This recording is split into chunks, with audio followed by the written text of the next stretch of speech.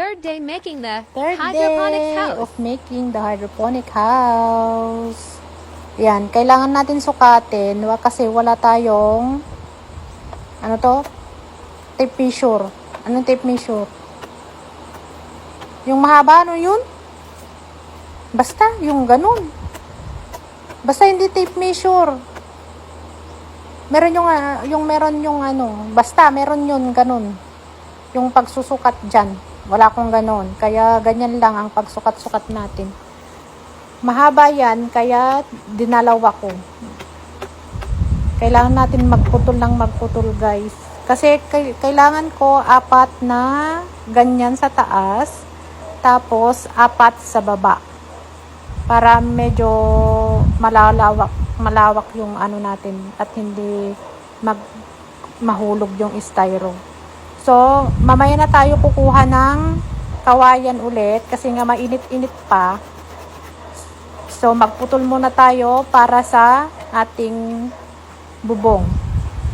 Yan, putulin natin.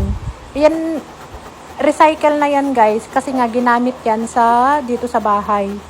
So, i-recycle ko na lang siya. Kasi nga kung magputol ako ng kawayan, naku, ang dami nun. Ano naman magputol. Nakakapagod. O, diba? Pinagod mo ang sarili mo, di panindigan mo, di ba? O yan na, tapos putol tayo ng 4 na ganyan kasi lalagyan ko pa siya ng door. O yan. Mga ano na yan guys, recycle na. Kaya tinatanggal ko yung mga pako para gamitin din natin yung mga pako niya.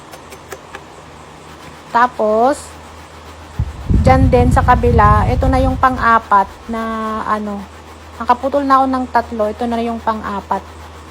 So, matatapos na natin to bukas. 4th day, lalagyan natin siya itatry natin lagyan ng bubong. Kasi nga na ako kanina ng kawayan.